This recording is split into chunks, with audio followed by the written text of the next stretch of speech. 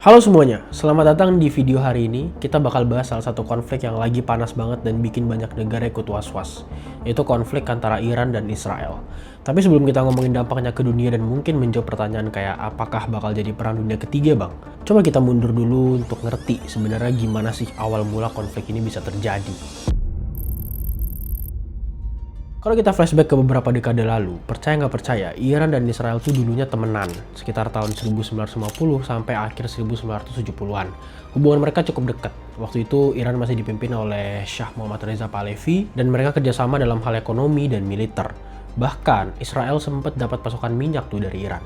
Tapi semua berubah pas revolusi Islam meledak di Iran tahun 1978 sampai 1979.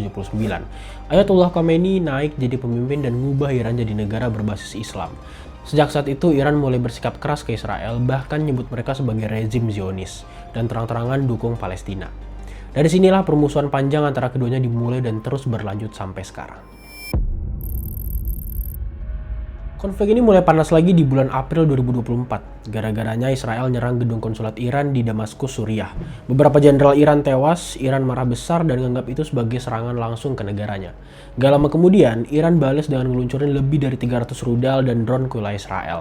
Ini jadi serangan terbesar Iran langsung ke Israel dalam sejarah mereka.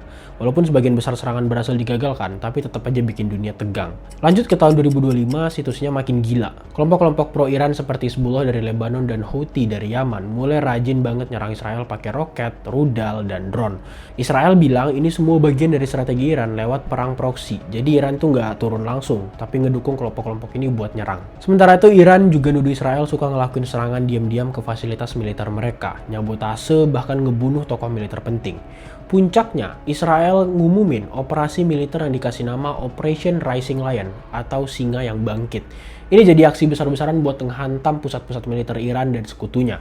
Targetnya antara lain yaitu gudang senjata, tempat latihan militer, bahkan beberapa titik yang katanya ada di wilayah Iran sendiri. Cuman ya nggak semua dikonfirmasi sama Israel. Operasi ini jadi sinyal jelas bahwa Israel nggak mau nunggu diserang lagi. Mereka memilih nyerang duluan demi mencegah ancaman jangka panjang.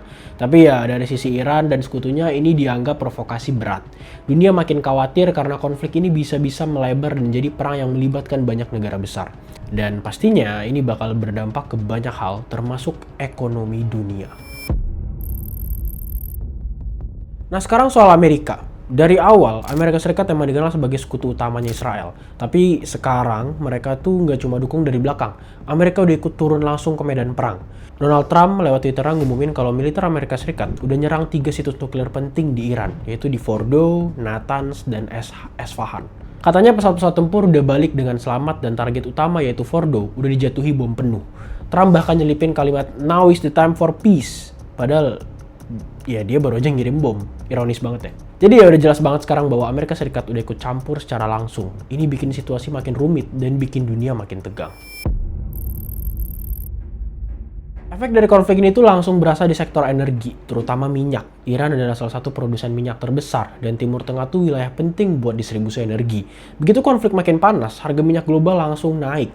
Berdasarkan dari riset gua, data dari Tempo itu bilang harga minyak Brent bisa naik lebih dari 4% dalam waktu singkat.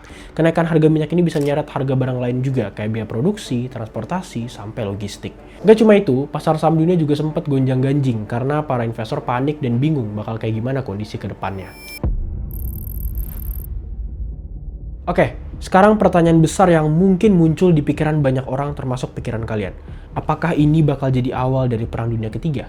Jujur ya, wajar banget kalau banyak yang mikir kayak gitu. Soalnya konfliknya melibatkan negara-negara besar dan lokasinya ada di kawasan paling sensitif di dunia, itu Timur Tengah. Lihat aja, dua negara yang lagi panas ini, Iran dan Israel tuh udah saling serang. Terus juga ya, Amerika tuh udah ikut turun tangan langsung dengan nyerang situs nuklir di Iran.